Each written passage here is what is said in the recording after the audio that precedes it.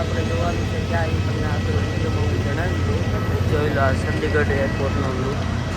તો અમિતભાઈ એનો vlog shoot કરે છે, બાકી બધા ઉતરી ગયા છે. ફાઇનલ આપણે ચંદીગઢ એરપોર્ટ પર પહોંચી ગયા છે. બરાબર. અહીંયા જો દેવભાઈ પણ આવી ગયા છે.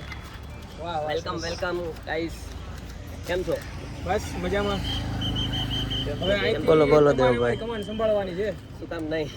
જો અમારી માટે મસ્ત મજાનું બુકે લાવ્યા છે. હા. મહેમાનને શું કહેવાય વેલકમ કરતા હોય ને એ રીતે ભાઈ વેલકમ કરે છે ભાઈ, એકદમ ફેમિલીની જેમ. બરાબર. 10 દિવસ આ બે ભાઈ આપણી સરસ મજાની સેવા કરવાના છે.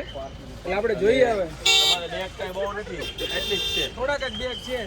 આટલા જ છે, વધુ નથી. હા, જેટલા દેખાય ને એટલા થોડાક બેગ જોતા હલકા હલકા ઇધર ચાલો થોડું ચાબી ના થઈ ગઈ છે. આપણે બેગ અંદર ગોઠવાઈ દઈએ. પછી આપણે આગળ જઈએ. બધા ક્યાં જઈએ છીએ હવે તમે ફાઇનલી કહેજો.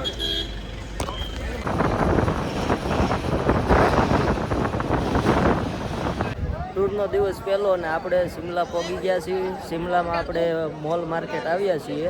પહેલાં ત્યાંથી ટૂરનું ઓપનિંગ કર્યું છે. જો રોમાલી, વાતાવરણ કેવું લાગ્યું તને? ઠંડુ ઠંડુ લાગ્યું ને? સુરતમાં મજા આવે કાયા? રોકાઈ જવું છે. આ મિત્તલ છે અને આપણે છે ને આ મિતભાઈ વ્લોગર. આમે વ્લોગર અમારે ભેગા બહુ થઈ જાય છે. એક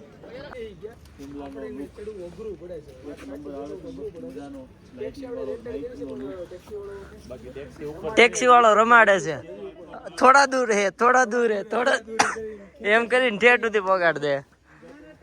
આપણે ઝાખુ મંદિરે પહોંચી ગયા છીએ હનુમાન દાદાના, અને રસ્તો વચ્ચે એટલો ભયાનક હતો ને બધાને આમ જો બીક લાગી ગઈ છે. તમને મંદિરનો રસ્તો બતાવી દઉં. આ મંદિરની સીડી છે. આપણે સુરત હોય ગમે ત્યાં હોય, હનુમાન દાદા દેખાય એટલે દર્શન કરવા આવતું રહેવાનું. જો તમને હનુમાન દાદાના દર્શન કરાવી દઉં. જો આપણે ચાકુ ટેમ્પલ પહોંચી ગયા છીએ. આ એમનો ગેટ છે. મિતભાઈ ડંકો વગાડી દીધો છે.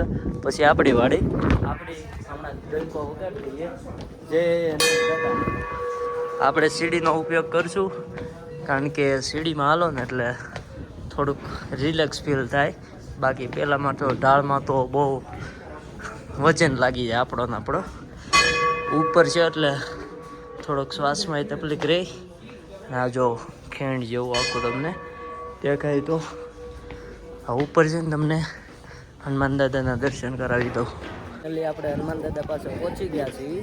થોડુંક કષ્ટ હનુમાન દાદાએ આપ્યો, પણ જો કષ્ટ આપે તો જ આપણા કષ્ટ દૂર કરે. આ હનુમાન દાદાની મૂર્તિ છે. મૂર્તિ લગભગ છે ને 108 ફૂટની મૂર્તિ છે. જો ખાલી બહુ જ એમ માં કાંઈ મૂર્તિ છે, અને આમ એમનું મંદિર છે. અમે દર્શન તો કરી આવ્યા છે. મૂર્તિના તમે દર્શન કરી લો અને કોમેન્ટમાં લખી દો જય હનુમાન દાદા.